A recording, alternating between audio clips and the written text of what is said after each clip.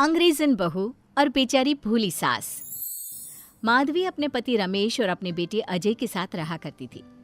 अजय का बचपन से एक ही सपना था कि वो अपनी आगे की पढ़ाई यूएसए में पूरी करे और इसीलिए वो यूएसए पढ़ाई करने के लिए चला जाता है। 3 साल बाद जब वो अपनी पढ़ाई पूरी करके आता है तो अपने बेटे के आने की खुशी में माधवी उसकी पसंद के कई तरह के पकवान बनाती है और जब घर की डोरबेल बजती है तो माधवी अपने पति रमेश को कहती है, लगता है मेरा अजय आ गया है, आप यहीं बैठना, मैं दरवाजा खोलती हूँ। माधवी जल्दी से जाकर दरवाजा खोलती है तो दरवाजे पर अजय के साथ एक लड़की को देखकर वो अजय से पूछती है, ये कौन है बेटा? माँ, ये ग्रेटी है। हम दोनों यूएसए में साथ ही पढ़ते थे और अब ग्रेटी इस घर की बहू है। क्या बहू? अरे बेटा, तूने शादी कर ली और बताया भी नहीं। कम से कम अपनी माँ को बता तो देता कि तू अपने साथ इस घर की बहू लेकर आ रहा है। मैं बहू के आने की कुछ तैयारी तो कर लेती। कोई बात नहीं बहू, यही रुक, मैं अभी तेरे लिए पूजा की थाल लेकर आती हूँ। मॉम, आप अपनी ये फॉर्मेलिटीज बाद में पूरी कर लेना। I'm so tired right now. आजा डार्लिंग, अपना रूम कहाँ है? कोई बात नहीं बहू, तुम पहले आराम कर लो, तब तक मैं तुम्हारे लिए चाय बना कर लाती हूँ। ग्रेटी अपनी सास की किसी भी बात का कोई जवाब नहीं देती और अपने रूम में जाकर सो जाती है। कुछ देर बाद माधवी अपने बहू बेटे के लिए चाय नाश्ता लेकर उनके कमरे में जाती है, जहाँ ग्रेटी अपनी सास से कहती है, हाँ चाय, आ चाय। क्या हुआ ग्रेटी? अपनी मॉम को बोलो कि अब ये जब भी हमारे कमरे में आए तो नॉक करके आए। आपसे मैं ऐसा ही करूंगी बहू। वो तो आज ही तुम दोनों आए हो तो मुझे लगा थक गए होंगे, इसलिए जल्दी जल्दी मैं ऐसे ही चाय नाश्ता लेकर आ गई। वो क्या है ना, अजय जब भी बाहर से आता है तो आते ही चाय मांगता है, बस इसीलिए मैं ना ये चाय यहाँ रख देती हूँ, पी लेना, अदरक वाली चाय है। ये बोलकर माधवी वहाँ से जाने लगती है। तभी ग्रेटी अपनी सास से कहती है, जाते हुए अपनी साथ अपनी ये चाय भी ले जाओ, क्योंकि अजय अब चाय नहीं पीता। हाँ माँ, जब से मैं यूएसए गया हूँ तब से मैंने चाय पीनी छोड़ दी है।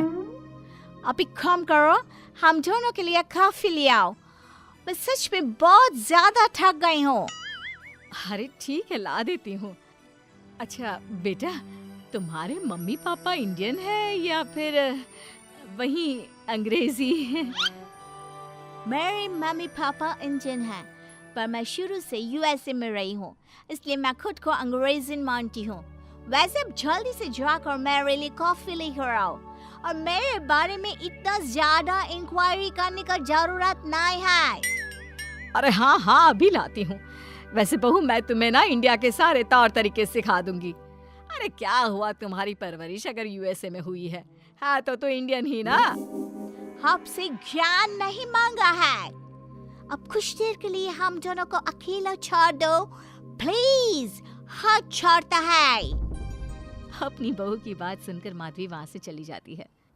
माधवी का उतरा हुआ चेहरा देखकर रमेश माधवी से कहता है, हमने इस नालायक को बाहर पढ़ने के लिए भेजा था और इसने क्या किया, बाहर से अंग्रेजन बहू उठाकर ले आया। माधवी, तुम बहुत भोली हो, पर मैं नहीं। ये लड़की हमारा घर तोड़ देगी, हमसे हमारे अजय को दूर कर देगी। देखा, आते ही कैसे रोब झाड़ रही है, जैसे तुम इस घर की नौकरानी हो। तुम उसको बोलो कि तुम इस घर की मालकिन हो और उसकी सास हो, वो वही करे जो तुम कहोगी। अरे आप बेकार में ही गुस्सा हो रहे हैं। बहू यूएसए की है, यहाँ नई नई आई है, उसको यहाँ के तौर तरीके नहीं पता और वो मुझे अपनी माँ मानती है, तभी तो अपने नखरे दिखा रही है। वैसे भी ना बहू बेटी दोनों बराबर ही होती हैं। माधवी, कौन सी बेटी अपनी माँ से ऐसे बात करती है जैसे तुम्हारी बहू कर रही है? मैं बस तुम्हारे कहने पर चुप हूँ, वरना मैं अपने बहू बेटों को आज ही घर से निकाल देता। ये कहकर रमेश वहां से चला जाता है। ऐसे ही कुछ दिन बीत जाते हैं और ग्रेटी अपनी बेचारी भोली भाली सास पर अत्याचार करती रहती है। ग्रेटी अपना सारा काम अपनी सास से करवाती और उसी को भला बुरा सुनाती।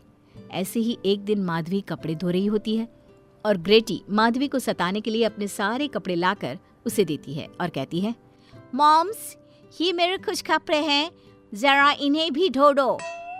इतना बोलकर ग्रेटी तैयार होकर घर से जाने लगती है। तभी माधवी उससे कहती है, बहू, आज तुम्हारे ससुर के दोस्त के घर में एक छोटी सी पार्टी है। उन्होंने सहपरिवार बुलाया है। मैं चाहती हूँ कि तुम और अजय भी आज हमारे साथ वहाँ चलो और आज ना साड़ी पहनना। मॉम, अभी मैं क्लब जा रही हूँ। रात को मुझे टाइम मिलेगा तो आपके साथ चली जाऊंगी, पर साड़ी बारी नहीं पहनूंगी। ये कहकर ग्रेटी वहाँ से चली जाती है। शाम हो जाती है। सब ग्रेटी के घर आने का इंतजार करते हैं और इस वजह से कोई भी पार्टी में नहीं जा पाता। इंतजार करते करते रात के 12 बज जाते हैं। 12 बजे रात को ग्रेटी नशे की हालत में जख्मी घर आती है। अपनी बहू के सर और हाथ पर लगी चोट देखकर माधवी परेशान हो जाती है और जल्दी से फर्स्ट एड का बॉक्स लाकर अपनी बहू के सर पर पट्टी करती है। एक माँ की तरह प्यार करते हुए वो अपनी बहू से कहती है, बहू, तुझे चोट कैसे लग गई बेटा? मैं घर आ रही थी, एक बाइक वाले से मेरी टक्कर हो गई। कोई बात नहीं बेटा, कल सुबह होते ही तुझे अपने फैमिली डॉक्टर के पास ले जाऊंगी। अच्छा, अब तू ना आराम कर, मैं तेरे लिए अभी हल्दी वाला दूध लेकर आती हूँ। माधवी, मैंने तुम्हें पहले ही समझाया था, ये अंग्रेजन हमारे घर के लिए ठीक नहीं है, पर तुमने मेरी एक नहीं मानी।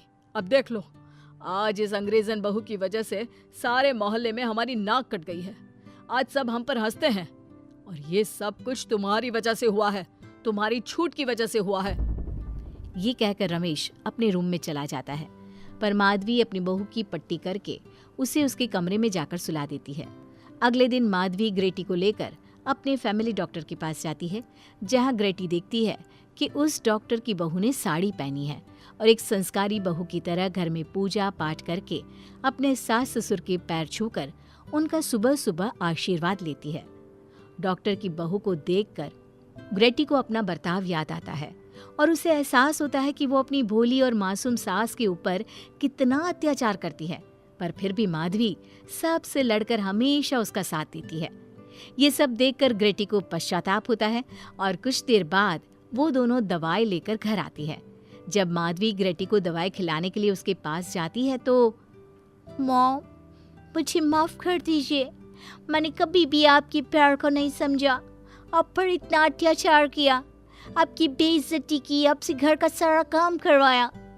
आपने मुझे कितनी छूट दी, पर फिर भी मैं आपके साथ इतना बुरा करती थी। और आज जब मैं नशे की हालत में चोट खाकर घर आई तो भी आपने मुझसे कोई सवाल नहीं किया, उल्टा आपने मेरा साथ दिया, मेरी सेवा की। आज जब मैंने डॉक्टर की बहू को देखा घर का काम करते हुए, अपने सास ससुर की सेवा करते हुए, तब जाकर मुझे एहसास हुआ कि मैं कितनी रॉन्ग थी।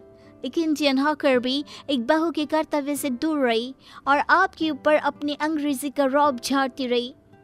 मुझे माफ कर दीजिए सासू माँ। बेटा, अक्सर बच्चों से गलतियां हो जाती है। ऐसे भी सुबह का भूला अगर शाम को घर आ जाए तो उसे भूला नहीं कहते बहू।